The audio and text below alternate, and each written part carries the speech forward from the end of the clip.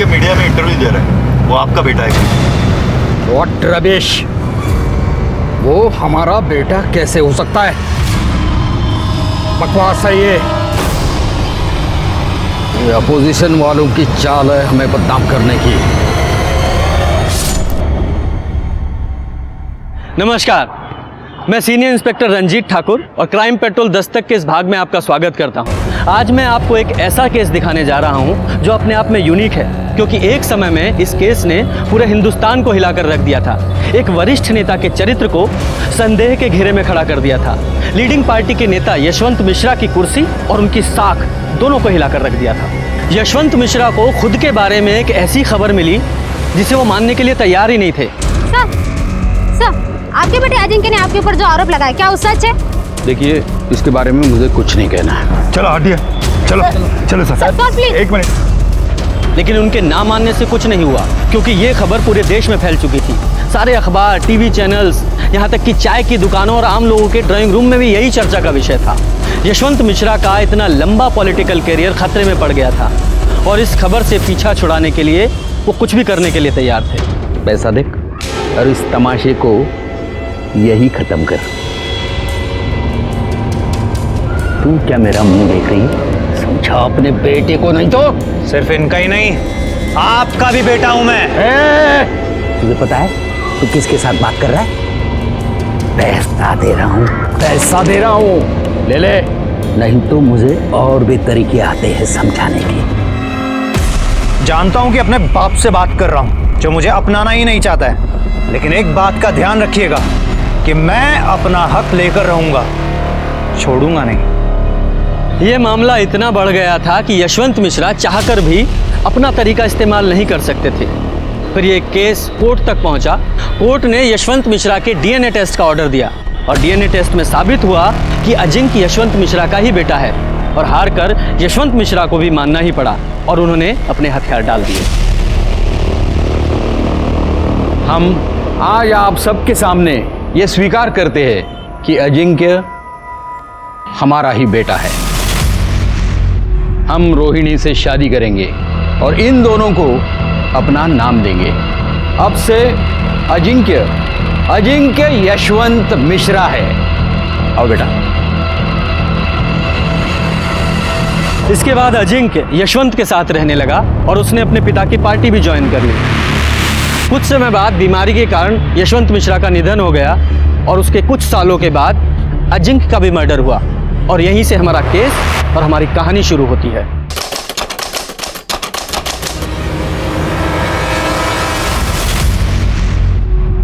Hospital लाने से पहले इनकी डेथ हो चुकी थी। डेथ का कोई रीजन? डिटेल एग्जामिन के बिना कुछ कहा नहीं जा सकता है। नाक से ब्लड आया है और गर्दन के ऊपर भी काफी निशान है।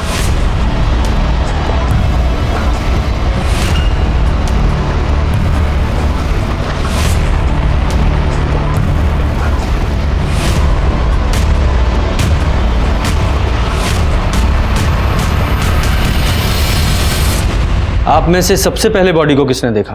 हमने देखा था साहब। आज दोपहर में 3 बजे बाबा को उठाने गए तो बाबा 3 बज गया। बाबा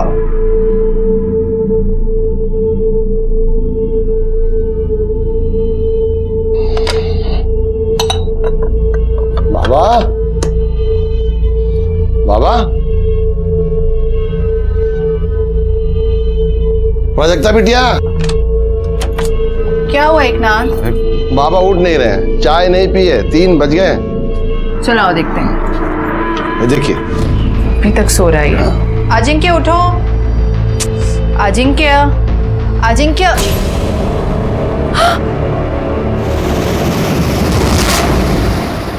आप दोनों के अलावा उस समय घर में और कौन था? घर में एक नौकर और था, राजू। या क्या फालतू सवाल पूछ रहे? जब आपकी आंखों के सामने ये लड़की बैठी है जिसने मेरे बेटे को मार डाला, उसके बावजूद आप इतने विश्वास से कैसे कह सकती हैं कि इन्होंने मारा है? ये चुड़ैल, आप इसकी भोली भाली सूरत में मत जाइए। इसकी वजह से एक माँ को अपने बेटे से दूर होना पड़ा। इसकी वजह से मैं बगल वाले घर में रहती हूँ। इसने माँ बेटे को दूर कर दिया, इसकी वजह से सब हो गया है। आप अपने बेटे के साथ नहीं रहती उसके बगल वाले घर में रहती हैं। अच्छा, आपने आखिरी बार अपने बेटे को कब देखा था?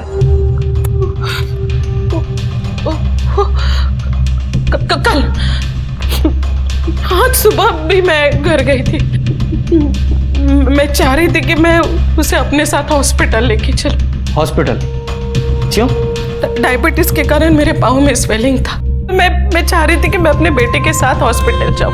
मैं उसके लिए उसे पूछने के लिए उसके घर गई तो एक नाथ ने बताया कि वो सोया है।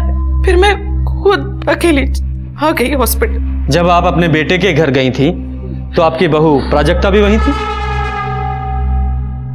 मुझे नहीं पता, मैंने पूछना जरूरी नहीं समझा। और जब यहाँ आई तो मुझे पता चला कि मेरे बेटे को भी यहीं ला रहे। स्टाफ से मुझे पता चला, सर मेरा बेटा मर गया। लेकिन सर मेरा बेटा मरा नहीं, इसने उसे मार डाला सर।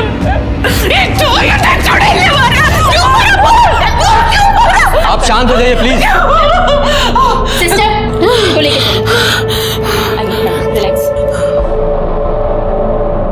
यादव जी, सर, बॉडी को पोस्टमार्टम के लिए भेजिए और अपनी फॉरेंसिक टीम को लेकर अजिंक्य के घर पे जाइए। घर की अच्छे से तलाशी लीजिए और खासकर उस जगह की जहां पे अजिंक्य की लाश मिली। ठीक है सर। और आप स्टेटमेंट के लिए हमारे साथ पुलिस स्टेशन आइए। जी।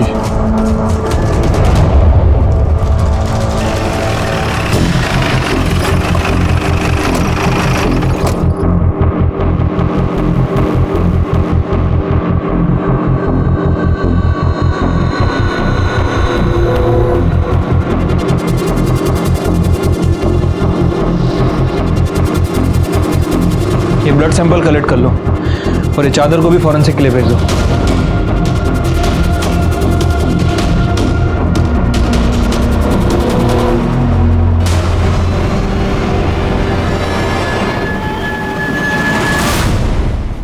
यहाँ तो सिर्फ मेल के कपड़े हैं। तुम्हारी मैडम का सामान कहाँ है? साहब, उनके कपड़े उस कमरे में, वो उस बेडरूम में रहती है ना। वो वहाँ रहती है? हाँ साहब, जब से प्राजक्ता बिटिया ब्याह के आई हैं तब से दोनों अलग बेडरूम में रहते हैं। हमने कभी दोनों को एक कमरे में साथ रहते नहीं देखा। दोनों हस्बैंड वाइफ एक ही घर में रहते हुए अलग अलग बेडरूम में सोते थे, ऐसा क्या? कहा जाने साहब, हमने तो बस इतना देखा कि प्राजक्ता बिटिया अलग कमरे का खूब फायदा ले रही। फायदा उठा रही थी मतलब ये कि हम एक दिन किसी काम से राजू को ढूंढ रहे थे तो हमने देखा कि राजू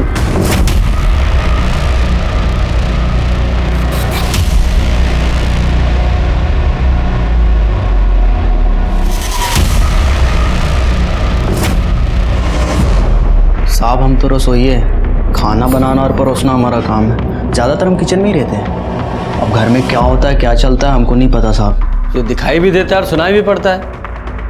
तो घर में क्या हो रहा है ये तो दिखाई दिया होगा, सुनाई दिया होगा कुछ? या खाना बनाने के अलावा प्राजक्ता मैडम के पैरों की मालिश से फुर्सत नहीं मिलती? ऐसी बात नहीं है साहब। हाँ, हमने 1-2 बार पैर जरूर दबाए थे जब उनकी तबीयत खराब थी। ये लीजिए मेम साहब पानी।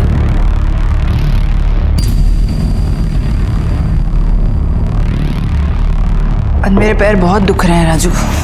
मैं दबा दूँ? नहीं ठीक है, मैंने दवाई खाई है, ठीक हो जाएगा। मेम साहब, गोली असर करने में बहुत वक्त लग जाएगा। आप रुको यहीं पे, मैं तेल लेके आता हूँ, दबा देता हूँ। बहुत भली मेम साहब है साहब, हमको दया आ गई। ऐसी कोई बात नहीं जैसा आप सोच रहे हैं। अजिंक्य के बाबा पे हमको बहुत दुख हुआ।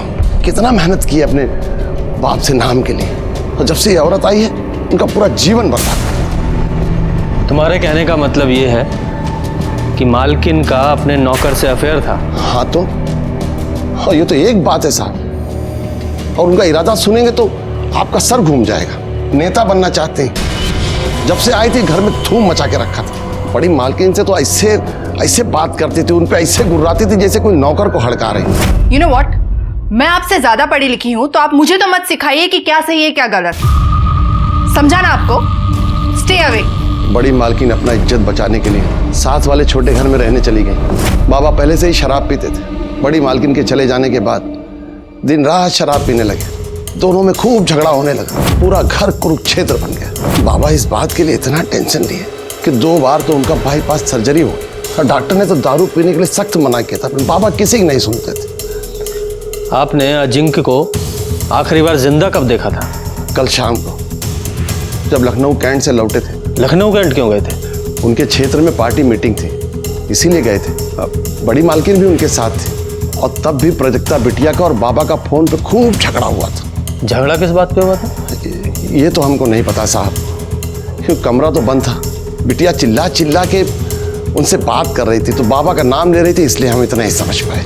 और जब वो घर आए, अरे कम से कम अपनी कॉन्स्टिट्यूंसी में तो संभल के रहो। जनता पर क्या असर जाएगा कि उनका नेता 24 घंटे शराब में धोते रहता है? तुम्हें मेरे पीने से प्रॉब्लम है ना, तो मैं और पीऊंगा। एकनाथ, टेबल लगाओ, अभी हम और पिएंगे। फिर वो देर तक शराब पीते रहे। रात के 10 बजे के आसपास हमने खाना लगाया, वो खाना खाए और सोने चले गए। हमने भी सब समेट के रख दिया और हम भी सोने चले गए। दूसरे दिन उठे, बाबा रोज 1-1:30 बजे तक उठ जाते थे। 3 बज गए तो उठे नहीं थे। सुनीता जी, सर, इनसे सबकी डिटेल्स ले लो, जाइए।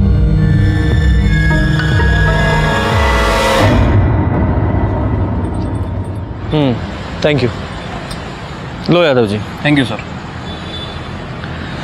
यादव जी, ये सबसे पहले ना हमें इस केस के लिए ये मिश्रा फैमिली है, इसके इंटरनल प्रॉब्लम को फिगर आउट करना पड़ेगा और उसके लिए प्राजक्ता को काउंटर करना बहुत ज़रूरी है। Right sir. वैसे वो रोहिणी और एकनाथ भी प्राजक्ता के बारे में ही बोल रहे थे, और सर रोहिणी ने तो यहाँ तक कह दिया था कि प्राजक्ता ही मर्डरर है। उसके कहने से क्या होता है? हमें सिक्के का दूसरा पहलू भी तो देखना है, और उसके लिए सबसे पहले हम कल सुबह प्राजक्ता से बात करेंगे।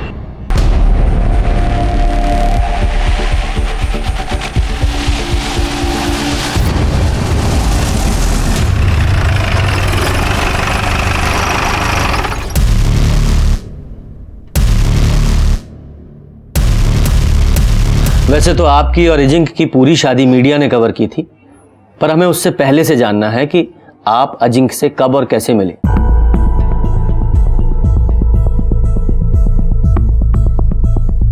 हमारी मुलाकात 3 साल पहले मैट्रिमोनी साइट में हुई थी। उस वक्त मैं एनजीओ में काम करती थी। घर वालों की तरफ से शादी का प्रेशर था, इसलिए मैट्रिमोनी साइट में अकाउंट खोला था। वहीं मुझे अजिंक्य मिले थे। फिर मैंने अजिंक्य को कांटेक्ट किया और कुछ मुलाकात में ही हम एक दूसरे को पसंद करने लगे। फिर हमने डिसाइड किया कि शादी से पहले हमें कुछ वक्त लिव इन में बिताना चाहिए ताकि एक दूसरे को समझ सके, और ये जानना भी ज़रूरी था कि हम शादी के बाद पूरी ज़िंदगी एक दूसरे के साथ रह सकते हैं या नहीं। 1 साल लिव इन में बहुत अच्छे से गया और उसके बाद हमने शादी कर ली। जब हम लिव इन में थे तब अजिंक्य ड्रिंक करते थे और ओकेशनली करते थे। फिर शादी के बाद पता नहीं क्या हुआ उन्हें, जो 24 घंटा शराब में धोते रहते थे। इस वजह से हमारे झगड़े भी होते थे, लेकिन हमारे झगड़े का कारण सिर्फ शराब नहीं थी। मतलब मिश्रा फैमिली का पास्ट, स्पेशली अजिंक्य का, जो बार बार हमारे रास्ते की दीवार बन रहा था। कैसा पास्ट? मीनल शर्मा, वो हमारी शादी के सख्त खिलाफ थी। उन्हें कन्विंस करने के लिए मैं उनके घर तक गई थी। अरे प्राजक्ता, तुम्हें ऐसा क्यों लगा कि मैं तुमसे नाराज होंगी? बल्कि मैं तो बहुत खुश हूँ कि अजिंक्य तुमसे शादी कर रहे हैं। मैं तुम्हारी शादी में जरूर आऊंगी। लेकिन फिर भी वो हमारी शादी में नहीं आई। वो आपकी शादी के खिलाफ क्यों थी? इंस्पेक्टर, कहने को तो मीनल अजिंक्य की दूर की भाभी है, लेकिन कोई भी उन्हें देखकर बोल सकता था कि वो लवर्स हैं। अजिंक्य अपना अधिकतर वक्त उसके साथ बिताते थे, घंटों उससे बात करते थे। फिर एक दिन मैंने उन्हें टोका तो वो बोले कि तुम्हारा दिमाग खराब है क्या? मुझे मेरी अपनी भाभी से मिलने और उससे बात करने में तुम्हें क्या प्रॉब्लम है? तुम कहीं वो टिपिकल बीवी की तरह मेरी लाइफ को कंट्रोल तो नहीं करना चाहती? फिर कुछ दिन बाद मैं मैके चली गई और एक दिन अचानक बिना बताए आ गई। फिर मैंने अजिंक्य से इस बारे में बात करी और उसने कन्फेस किया कि उसका और मीनल का अफेयर चल रहा है, लेकिन उसने मुझे ये भी कहा कि अब वो उससे ब्रेकअप कर लेगा। और धीरे धीरे सब कुछ ठीक कर देगा। धीरे धीरे सब ठीक हो रहा था, लेकिन शादी के बाद भी हम फिजिकल नहीं थे। यहाँ तक कि उसने मुझे छुआ तक नहीं था, जबकि लिव इन में ऐसा नहीं था। मुझे लगा कि मुझे ही कोई पहल करनी चाहिए, इसलिए उस रात को मैं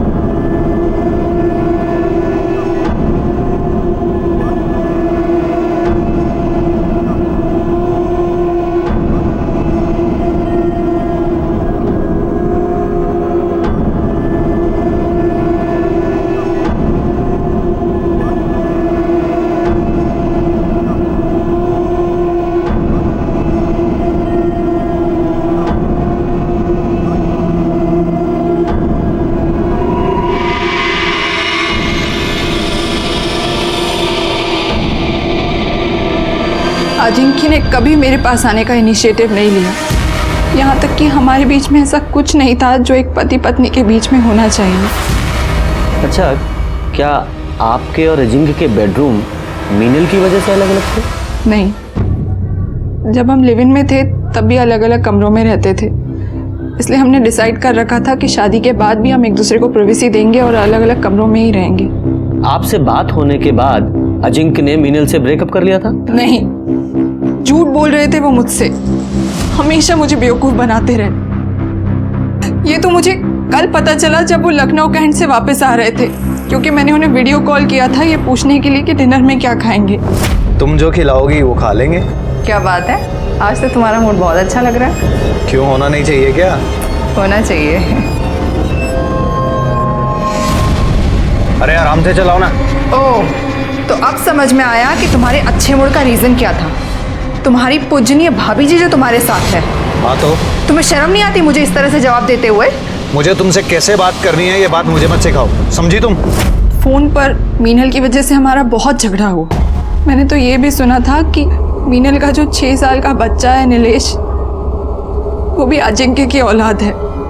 मीनल के पति सुबोध को शायद इस बात से कोई प्रॉब्लम नहीं थी, लेकिन मुझे थी।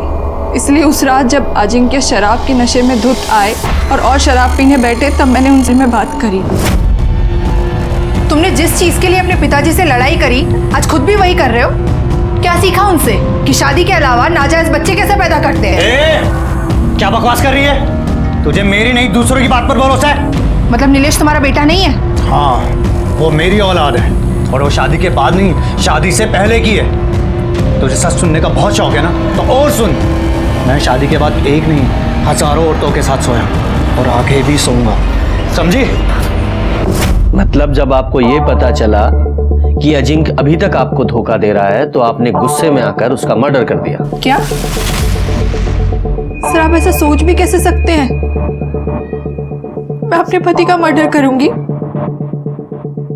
इनफैक्ट उस रात को झगड़े के बाद मैं इतनी अपसेट थी कि मैं डायरेक्ट रूम में सोने चली गई, और फिर सुबह ही मैं बाहर निकली हूँ। पूरी रात मुझे नींद नहीं आई। सोने के लिए मैंने अपना मेडिटेशन म्यूजिक तक ऑन किया था।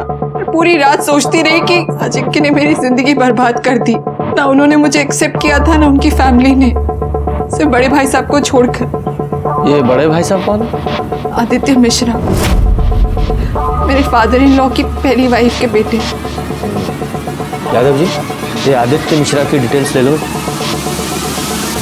अच्छा, जिस रात अजिंक्य साहब की मौत हुई, उस रात तुमने उन्हें देखा था?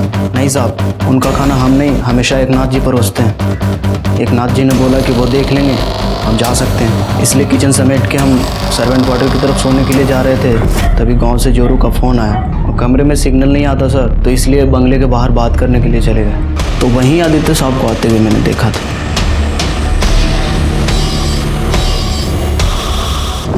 ये आदित्य कितने बजे आए थे?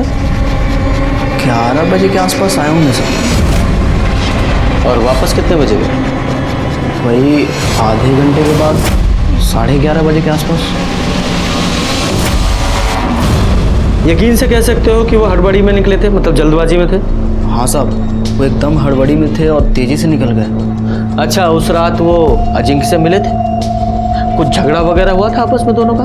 साहब, हम बाहर हेडफोन लगा के अपनी जोरू से बात कर रहे थे, इसलिए अंदर का कुछ सुना नहीं। और अजिंक्य बाबा से तो हम कोसों दूर रहते थे साहब। वो बहुत बकलोल आदमी थे। उनकी माताजी भी उनके पीने और बुरी आदतों से परेशान रहती थी। हम एक दिन अपने कानों से सुने थे, वो बोल रही थी कि उसको भगवान उठा ले तो सुकून मिले। यादव जी सर। इसकी डिटेल्स ले लो और ये आदित्य को पुलिस स्टेशन बुलाओ पूछताछ के लिए। ठीक है सर। पोस्टमार्टम रिपोर्ट का क्या हुआ? कल तक आ जाएगी sir.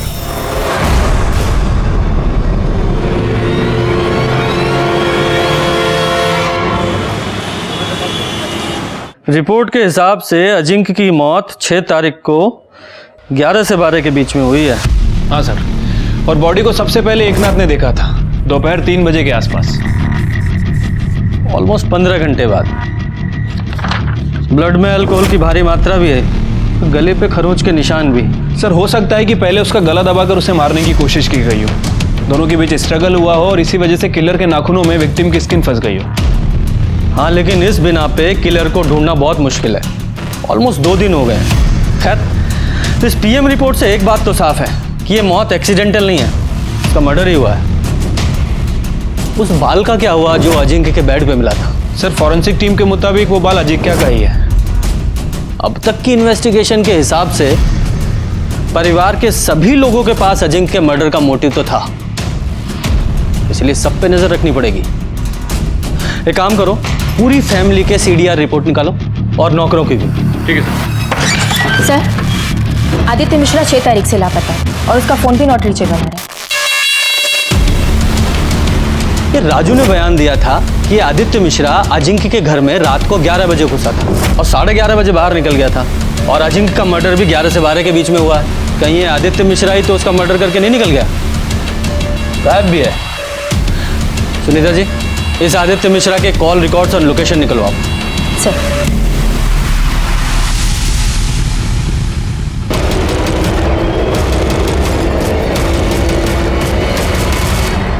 Ajinkya Mishra murder case में पुलिस के हाथों अब तक कोई सबूत नहीं लगा। अजिंक्य मिश्रा यशवंत मिश्रा के बेटे थे, जिन्होंने जीते जी अपने पिता का नाम पाने के लिए संघर्ष किया। पूरे देश की नजर इस केस पर है। क्या अजिंक्य मिश्रा को इंसाफ मिलेगा या नहीं? प्रेस वालों को क्या लगता है कि आज क्राइम हुआ और कल सॉल्व हो जाएगा? यादव जी, ये प्राजक्ता पर एकनाथ और रोहिणी दोनों ने शक जाहिर किया है, लेकिन इस घर के कुक राजू ने रोहिणी पर भी शक जाहिर किया है कि उसका इन्वॉल्वमेंट भी हो सकता है। ये प्राजक्ता से तो हम मिल लिए हैं, यार इस रोहिणी से भी पूछताछ करते हैं। प्राजक्ता बहुत ही कमीनी और चालाक औरत है। सबसे पहले तो उसने मेरे बेटे से बात की कि वो उसे पार्टी से इलेक्शन लड़ने के लिए टिकट दिलवाए। जब बेटे ने मना कर दिया तो इस लड़की ने पता है क्या किया? ये सीधा जाके हमारे पार्टी के सीनियर से मिल गई। जाहिर सी बात है, सीनियर ने उसकी शिकायत की अजिंक्य से। बहुत झगड़ा हुआ दोनों का, और प्राजक्ता ने उसे माफी मांगने के बजाय ये लड़की हमारे अपोजिट पार्टी से शामिल हो गई। देखिए, मैंने पहले भी आपसे कहा था और आज फिर वही बात कर रही हूँ, आप सीधा जाके प्राजक्ता को अरेस्ट कीजिए, समझे आप? उसने मेरे बेटे को मारा है।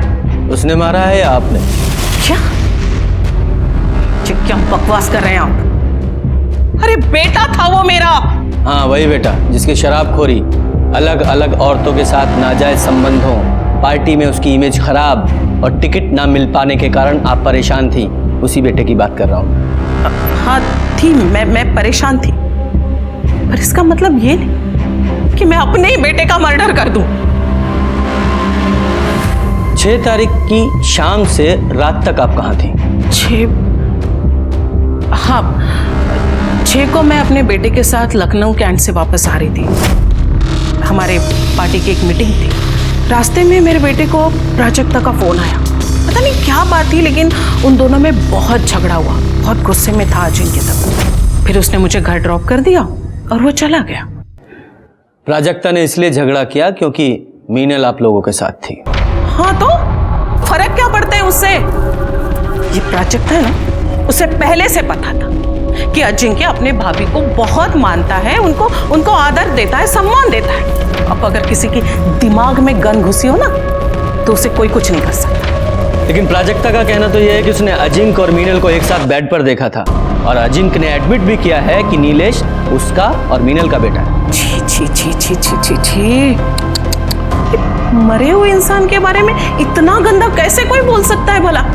और आप भी इंस्पेक्टर, उसकी ये सब बेतुकी बातों पे आप भरोसा कर रहे हैं? देखिए मैडम, हम सिर्फ अपना काम कर रहे हैं। अच्छा ये बताइए, 6 तारीख को आप लोग जब लखनऊ कैंट से लौटे तो पहले आपने मीनल को काकोरी नगर छोड़ा, उसके बाद आप लोग घर आ गए, है ना? जी नहीं, उस रात मीनल यहीं रुकी थी मेरे साथ मेरे घर पे। दूसरे दिन सुबह वो काकोरी नगर के लिए चली गई। वो बेचारी तो मेरी तरह सदमे में है। उसे तो विश्वास ही नहीं हो रहा है कि अजिंक्य अब हमारे बीच में नहीं है। मुझे एक बात समझ में नहीं आ रही है, आप इन सब फालतू बातों में वक्त बर्बाद करने के बजाय आप मेरी बात क्यों नहीं सुन रहे?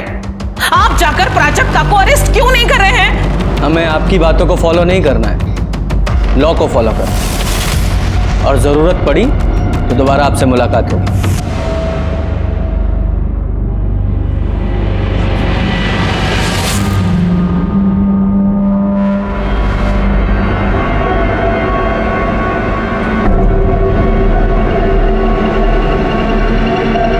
हाँ सुनो, अभी पुलिस आई थी पूछताछ करने। तुमसे भी पूछताछ करेंगे। संभाल के रहना, संभाल के जवाब देना। और हाँ, उस रात के बारे में कुछ मत कहना।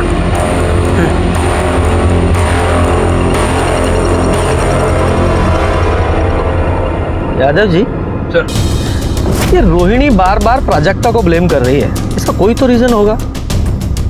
कुछ तो है जो इस फैमिली में चल रहा है। इस रोहिणी की स्टोरी को भी क्रॉस चेक करना पड़ेगा। और ये अजिंक्य की भाभी मीनल, इससे भी मिलते हैं, पता तो चले कि ये प्राजक्ता झूठ बोल रही है सच।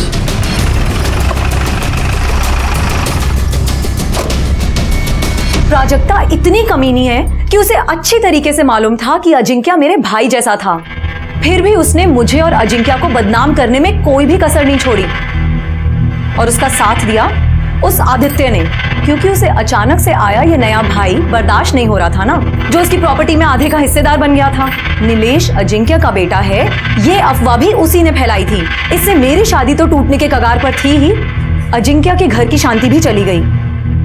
लेकिन आदित्य ऐसा क्यों करेगा? क्योंकि वो अजिंक्य का पॉलिटिकल करियर बर्बाद कर देना चाहता था। एक बात बताइए, 6 तारीख को आप अजिंक्य के साथ लखनऊ कैंट क्यों गई? क्योंकि वो चाहता था कि मैं उसके साथ जाऊं। मेरे साथ वो रिलैक्स फील करता था और उसका असर भी हुआ। उस दिन जिस मीटिंग में हम गए थे वो मीटिंग बहुत अच्छी हुई, लेकिन उस प्राजक्ता ने कॉल करके और लड़ाई करके अजिंक्य का पूरा मूड बर्बाद कर दिया। अच्छा, अजिंक्य ने आपको रोहिणी जी को ड्रॉप किया, उसके बाद आप अजिंक्य से मिली थी? नहीं, रोहिणी जी और मैं जब घर पहुंचे तो उसके बाद हमने खाना खाया और मैं वहीं सो गई। फिर अगले दिन सुबह उठी और कैब लेकर सीधा यहाँ काकोरी नगर अपने घर आ गई। सर, अजिंक्य की मौत में प्राजक्ता का ही हाथ है। वो और उसकी तांत्रिक माँ ने मिलकर ही अजिंक्य की जान ली है। मतलब ये कि उसकी माँ जादू टोना करती है। और ये मैं ऐसे ही नहीं कह रही हूँ, ये मैं एक्सपीरियंस से आपको बता रही हूँ। जब प्राजक्ता ने मेरे और अजिंक्य के बारे में अपनी माँ के आगे बकवास की तो वो यहाँ मेरे घर मुझसे लड़ने के लिए आई थी। दूर रहना अजिंक्य से। अगर तूने मेरी बेटी का घर तोड़ा तो मैं तुम्हारी गृहस्थी भी बसने नहीं दूंगी। ये देख रही हो, इसमें तुम्हारी जान बसी है। इसमें मेरी जान है। आज मुझे समझ में आया कि तुम्हारी बेटी का जो पागलपन है ना, वो कहाँ से आया है। अपने ये पत्थर लो और निकलो यहाँ से, वरना धक्के मार के बाहर निकाल दूंगी, समझी? उसका मजाक उड़ाना मुझे बहुत भारी पड़ा। रात तक नीलेश को हाई फीवर हो गया था। सारे ट्रीटमेंट कराए, दवाइयाँ बदली, डॉक्टर बदले, लेकिन फीवर जा ही नहीं रहा था। मेरा बच्चा दिन पर दिन कमज़ोर हुए चला जा रहा था। सर, वैसे तो मैं इन सब बातों में विश्वास नहीं करती हूँ। फिर एक दिन मुझे याद आया कि तेजस्विनी ने मुझसे कहा था कि मेरी जान उसके हाथों में है, और मेरी जान तो मेरे बेटे नीलेश में बसती है। लेकिन सवाल मेरे बेटे का था, इसलिए मैंने फौरन एक तांत्रिक को बुलाया। उसने मेरे बेटे नीलेश को देखते ही कह दिया कि उसके ऊपर जादू टोना हुआ है। उसने मेरे घर में एक यंत्र ढूंढा जो तेजस्विनी यहाँ छोड़ के गई थी। मैंने फौरन उस यंत्र को जला दिया और पीछे गार्डन में जाके उसे गाड़ दिया। सर, आप चाहें तो मैं आपको वो यंत्र दिखा सकती हूँ। नहीं नहीं, कोई जरूरत नहीं है। वैसे भी उसके बाद तो आपका बेटा ठीक हो गया होगा, है ना? सर, आपको विश्वास करना है तो कीजिए और नहीं करना है तो मत कीजिए, लेकिन मैं आपको वही बता रही हूँ जो सच है। वो बच्चेलन औरत झूठ बोल रही है सर।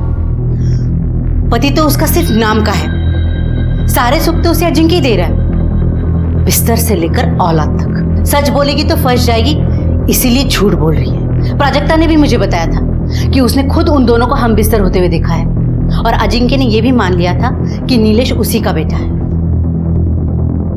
मीनल ही क्यों? आपकी बेटी भी तो झूठ बोल सकती है। सब हाथ धोकर मेरी बेटी के पीछे पड़े हैं, दूसरे बेडरूम में क्यों सोती है, कोई और पार्टी क्यों ज्वाइन की। सच बात तो ये है कि उसके खुद के पति ने उसे कभी पत्नी का दर्जा दिया ही नहीं। शादी के बाद भी उसे हमेशा इस घर से टॉर्चर ही मिला, और वो आज तक कायम है। किसी ने ये तो कभी नहीं पूछा। मीनल ने जो आपके तंत्र मंत्र के बारे में बताया है, उसके बारे में आपका क्या कहना है? वो औरत बहुत चालाक है सर, मैं क्यों उसके बच्चे पर टोना टोटका करूंगी। रोहिणी भी तो कर सकती है, रोहिणी का तो वहां अक्सर आना जाना लगा रहता है, उसके लिए वो ज्यादा आसान है। लेकिन रोहिणी ऐसा क्यों करेगी? क्योंकि वो नहीं चाहती थी जो यशवंत मिश्रा ने किया वही अजिंक्य करे। कल को मीनल अगर नीलेश को लेकर हिस्सा मांगने आई तो हिस्सा भी गया और इज्जत भी। और हाँ, मैं कोई टोना टोटका नहीं करती सर, ईश्वर पर पूरी श्रद्धा है मेरी, और अपने अध्यात्म के ज्ञान को बढ़ाने के लिए मैं महाराज विश्वकर्मा की शरण में हूँ, ना कि कोई क्राइम करने के लिए। परिवार के सभी लोग एक दूसरे पर इल्जाम लगा रहे थे, लेकिन जैसे जैसे इन्वेस्टिगेशन आगे बढ़ रही थी, ये साफ हो गया कि सभी के पास अजिंक्य मर्डर का मोटिव था। मर्डर वाली रात घर पर सिर्फ 3 लोग थे, प्राजक्ता, उनका नौकर एकनाथ और कुक राजू। राजू नया था और उसकी ड्यूटी सिर्फ किचन तक थी, इसलिए वो प्राइम सस्पेक्ट नहीं था, लेकिन फिर भी हमने उसे क्लीन चिट नहीं दी थी। लेकिन एकनाथ, वो पुराना और वफादार नौकर था, उसके ऊपर बहुत सारी जिम्मेदारियां थी, और जिसमें से एक जिम्मेदारी सीसीटीवी फुटेज की भी थी। इसलिए हमने सोचा कहीं उसने रोहिणी या आदित्य के कहने पर ही तो अपनी वफादारी दिखाने के लिए अजिंक्य को नहीं मार दिया। और तभी हमें अजिंक्य के मेन गेट की सीसीटीवी फुटेज में कुछ पॉसिबिलिटी नजर आई। ये देखिए सर, ये रात 10:30 बजे का फुटेज है। 10:30 बजे कैमरा बंद होता है और 10:32 पे दोबारा स्टार्ट होता है। मतलब 2 मिनट के लिए कैमरा बंद था। अरे देखो, राजू फोन पे घर से बाहर निकल रहा है बात करते हुए, और ये आदित्य ये अंदर जा रहा है। क्या टाइम है? 11 बजे। आगे करो। 11:28 पे ये बाहर निकल रहा है। एक और बात सर, ये देखिए, ये रात 12:30 बजे का फुटेज है। 12:30 बजे कैमरा ऑफ होता है और 12:45 पे दोबारा ऑन होता है। दोबारा ऑफ किया गया 15 मिनट के लिए, और पहली बार 2 मिनट के लिए। ये दोनों बार सीसीटीवी किसने ऑफ किया होगा? घर में तो 3 ही लोग थे, प्राजक्ता, एकनाथ और राजू। यादव जी, हो सकता है इन्हीं कुछ मिनटों में इस केस का सॉल्यूशन छुपा हो। अब मानते हैं कि सीसीटीवी की जिम्मेदारी हमारे ऊपर थी साहब, लेकिन हमको नहीं पता कि कैमरा ऑन ऑफ कब हुआ सर। हमने देखा नहीं, क्योंकि ऐसा पहले कभी हुआ नहीं सर। ठीक है, तुम्हारी बात मान लेते हैं कि तुम्हें नहीं पता चला कि सीसीटीवी कैमरा कब ऑन ऑफ हुआ, लेकिन तुम्हें यह तो अच्छी तरह पता था कि उस रात आदित्य घर आया था और आधे घंटे रुका था। ये बात पुलिस से क्यों छुपाई? और तूने अजिंक्य को अकेले मारा या आदित्य के साथ मिलकर मारा? और ये आदित्य कहाँ है? नहीं सर, हमने किसी का मर्डर नहीं किया साहब, हम सच कह रहे हैं, हमने किसी का मर्डर नहीं किया। देख, सच सच बता दे, आदित्य वाली बात क्यों छुपाई, वरना ईमानदारी दिखाने लायक तू नहीं रहेगा। बोल। आदित्य बाबा वो रात को 11 बजे आए थे सर। एकनाथ जी, मीनल को यहाँ बुलाओ अभी के अभी। अजिंक्य बाबा को बुलाने चले गए। हम जब मीनल को बुला के आए तो आदित्य बाबा बाहर आए और बोले कि अजिंक्य बाबा नशे में दूध थे, उठ नहीं रहे। इतने में मीनल आ गई, तो वो मीनल से बोले कि अजिंक्य बाबा को उठा के ला। तभी पीछे दरवाजे से कुछ आवाज आई तो मीनल आई है यहाँ? जी, वो अजिंक्य बाबा के रूम में गई। अजिंक्य ने बहुत पी ली है, वो नहीं उठ रहा है। नहीं उठ रहा है? उठाओ उसे, क्योंकि मुझे आज ये बात साफ करनी है कि नीलेश अजिंक्य का बेटा है या नहीं। उससे क्या पूछना है, मैं ही बता देती हूँ।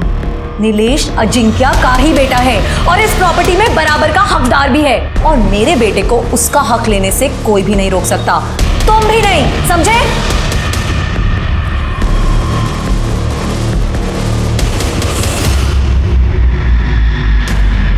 देखा आपने क्या कह रही थी वो? हाँ, जो कुछ भी आपने मेरे साथ किया है वो सब कुछ आपके साथ हो रहा है। तुम और तुम्हारा बेटा, तुम दोनों मिलके मुझे सड़क पे लाए थे ना, अब तुम्हारा नंबर है। क्योंकि ये तो दारू पीना छोड़ने वाला नहीं है और ये एक ढेला भी छोड़ने वाली नहीं है। यही है कर्मा, अब भुगतो। अरे आदित्य के जाने के बाद रोहिणी जी ने क्या किया? कुछ नहीं सर, वो भी वापस लौट गई थी सर। साहब हमने कुछ नहीं किया सर। गुप्ता जी, सर इसे लेके जाओ और इसकी खातिरदारी कर लो। हमने कुछ नहीं किया साहब। हमारी यादव जी, रोहिणी और मीनल दोनों को पुलिस स्टेशन बुलाओ और इस केस की जड़ तक पहुंचने के लिए इस आदित्य का मिलना बहुत जरूरी है।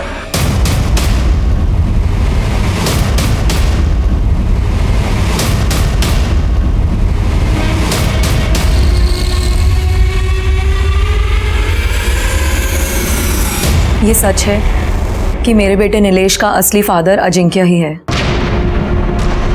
शादीशुदा होने के बावजूद मेरा अजिंक्य के साथ अफेयर था। मैं नहीं चाहती थी कि उसकी शादी किसी और के साथ हो।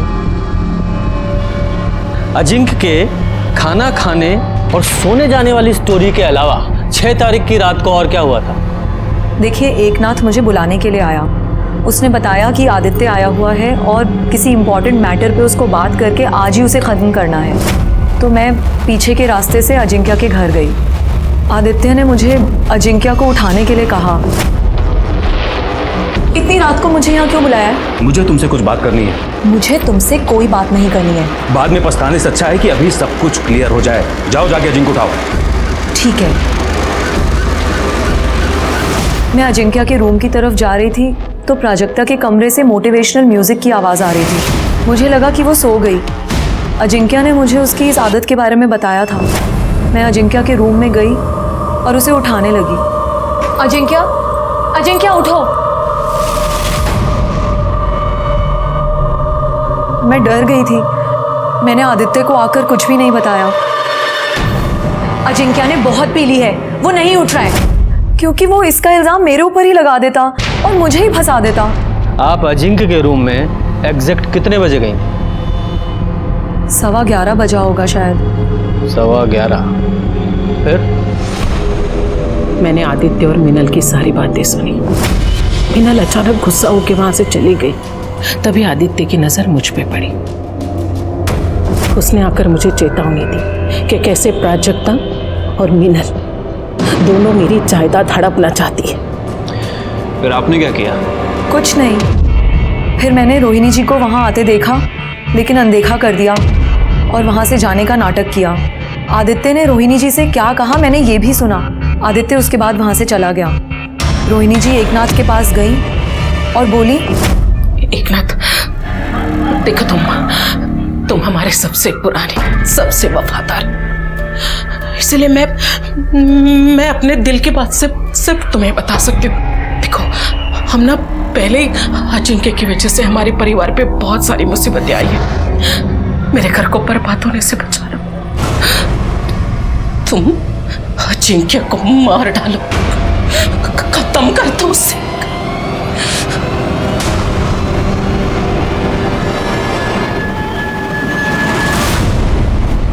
तो तुम्हारी इस कहानी के अनुसार रोहिणी एकनाथ से एक मरे हुए आदमी को मारने के लिए कह रही थी। मैं कहानी नहीं बना रही हूँ सर, मैं सच कह रही हूँ। यादव जी, अगर इस मीनल की बात माने कि उसने रोहिणी को एकनाथ से यह कहते सुना कि एकनाथ जाकर अजिंक्य को मार दे, तो यह बात सही नहीं लगती। क्योंकि जिस समय वो कह रही थी उस समय तक तो अजिंक्य मर चुका था। इसका मतलब रोहिणी या एकनाथ दोनों में से कोई मर्डर नहीं हो सकता, क्योंकि उस समय तक तो अजिंक्य मर चुका था। अब घर में बचे 3 लोग, प्राजक्ता, आदित्य और खुद मीनल। सर, मिश्रा फैमिली के कॉल रिकॉर्ड्स आ गए हैं। सर, बाकी सब में तो कुछ खास नहीं मिल रहा है, लेकिन सर मिश्रा हाउस के लैंडलाइन से रात को 10:30 और 2 बजे 2 कॉल्स किए गए हैं। और ये कॉल्स जिन्हें किए गए हैं वो काफ़ी इंटरेस्टिंग है। देखिए। यादव जी, आप भी देखिए। उठाओ इसे। तब तक हम प्राजक्ता से बात करते हैं। ठीक है साहब।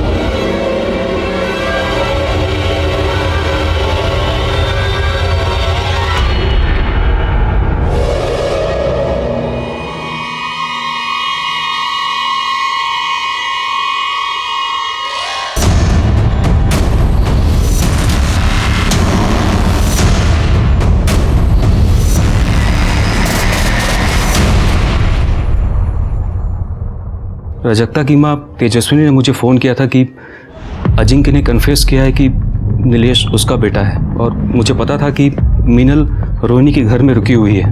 मैं मीनल और अजिंक्य से सिर्फ ये कंफर्म करना चाहता था कि नीलेश अजिंक्य का बेटा है या नहीं, और इस सिलसिले में मीनल और रोहिणी ने आपको जो कुछ बताया है वो सच है, लेकिन ये सच नहीं है कि मैंने अजिंक्य को मारा है।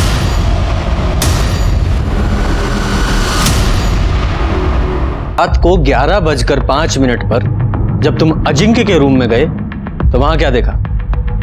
मैं जैसे रूम के अंदर गया तो मैंने देखा कि वो अजिंक्य उठो। जाओ। अजिंक्य उठो, मुझे तुमसे कुछ बात करनी है। उठो जाओ।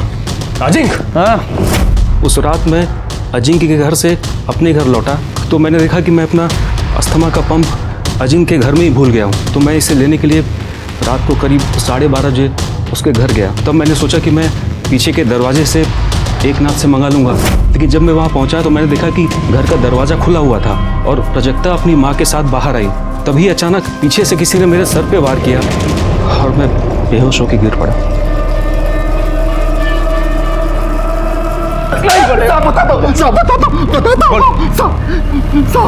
हम नीचे तेजस्वी मैडम का गाड़ी में इंतजार कर रहे थे, तभी आदित्य उन पर किसी बात को लेकर चिल्ला रहा था।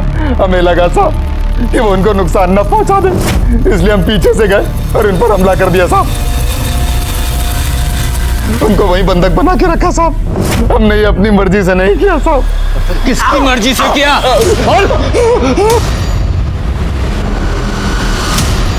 तो 6 तारीख की रात को आप अजिंक्य के यहाँ गई थी, है ना? जी, गई थी। मेरी बेटी दुखी थी और उसे सहारा देने के लिए मैं गई थी। मीनल अजिंक्य पर दबाव बना रही थी कि वो नीलेश को अपना वारिस बना दे, वरना वो सबको सच बता देगी। प्राजक्ता की तो खुद की औलाद ही नहीं थी। शादी के बाद उस कमरे ने उसे एक बार भी हाथ नहीं लगाया। प्राजक्ता समझ चुकी थी कि अजिंक्य से उसे एक फूटी कौड़ी भी नहीं मिलेगी। आप वहाँ कितने बजे पहुँचे? करीब 10:30 बजे। और वापस कितने बजे लौटे? 12:30 बजे। हाँ, इसका मतलब प्राजक्ता ने 10:30 बजे और 12:30 बजे सीसीटीवी कैमरा ऑफ कर दिया ताकि बाद में किसी को भी पता ना चले कि आप वहाँ गई थी। 12:30 बजे जब मैं वहाँ से निकली, घबरा मत, किसी को कुछ नहीं पता चलेगा कि ये सब हमने किया है। और वैसे भी इस सारी प्रॉपर्टी पर तुम्हारा ही हक है। उस अजिंक्य को तो मरना ही था, नहीं तो वो मीनल और उसका पिल्ला सब कुछ हत्या लेते। अच्छा, तुम लोगों ने अजिंक्य को मार दिया, वो भी जायदाद के लिए? लेकिन ये जायदाद तुम लोगों को मिलेगी नहीं। मैं पुलिस को सब कुछ बताऊंगा। मैंने संतोष को कहा था कि उसे कुछ दिन के लिए बंधक बना के रखे। उसके बाद मैं उस पर मंत्र फूकने वाली थी। उससे उसकी याददाश्त चली जाती और वो सब कुछ भूल जाता।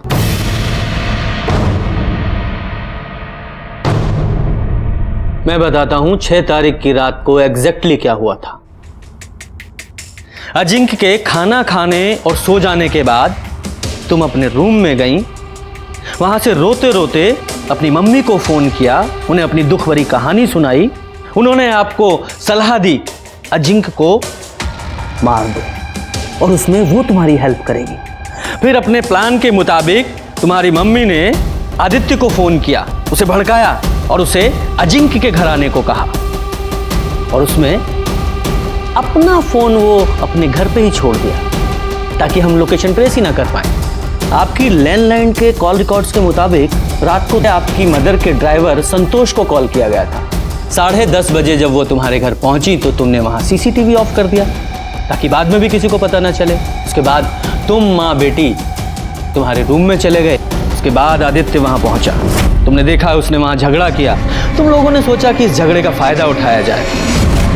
और जब आदित्य अजिंक्य के कमरे से बाहर निकल रहा था उसके बाद तुम दोनों माँ बेटी उसके रूम में गए और तुमने अजिंक्य को गला दबाकर मारने की कोशिश की, जिस कोशिश में उसकी गर्दन की स्किन तुम्हारी नाखूनों में आ गई।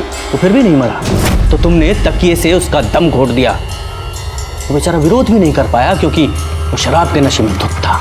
उसके बाद तुम अपनी माँ को लेकर फिर अपने रूम में आ गई। आराम से लाइट्स ऑफ की, म्यूजिक चला दिया ताकि यही लगे कि तुम आराम से सो रही हो। उसके बाद तुम लोगों ने सबके जाने का वेट किया और 12:30 बजे तुमने वापस सीसीटीवी ऑफ किया और अपनी माँ को बाहर छोड़ने आई। तभी आदित्य वहां पहुंच गया और तुम यहां। यही सच है ना? लालच और नफरत अगर आसपास हैं, मतलब ये जुर्म की दस्तक है। इसी के साथ मैं सीनियर इंस्पेक्टर रंजीत ठाकुर आपसे विदा लेता हूं। फिर मिलेंगे किसी नए केस के साथ।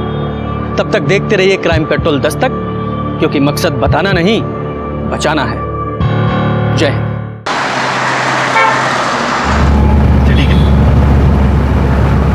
सर, अजिंक्य मीडिया में इंटरव्यू दे रहा है, वो आपका बेटा है। व्हाट रबिश, वो हमारा बेटा कैसे हो सकता है? बकवास है ये अपोजिशन वालों की चाल है हमें बदनाम करने की। नमस्कार, मैं सीनियर इंस्पेक्टर रंजीत ठाकुर और क्राइम पेट्रोल दस्तक के इस भाग में आपका स्वागत करता हूं।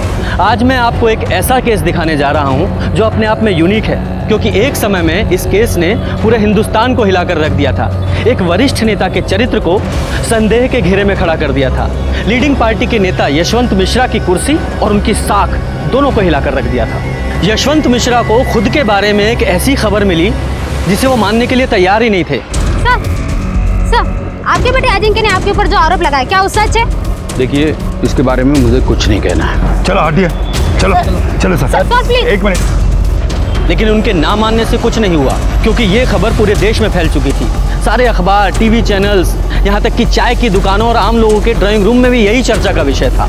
यशवंत मिश्रा का इतना लंबा पॉलिटिकल करियर खतरे में पड़ गया था और इस खबर से पीछा छुड़ाने के लिए वो कुछ भी करने के लिए तैयार थे। पैसा देख और इस तमाशे को यही खत्म कर। तू क्या मेरा मुंह देख रही है? समझा अपने बेटे को, नहीं तो सिर्फ इनका ही नहीं, आपका भी बेटा हूं मैं। तुझे पता है तू किसके साथ बात कर रहा है? पैसा दे रहा हूं, पैसा दे रहा हूं, ले ले।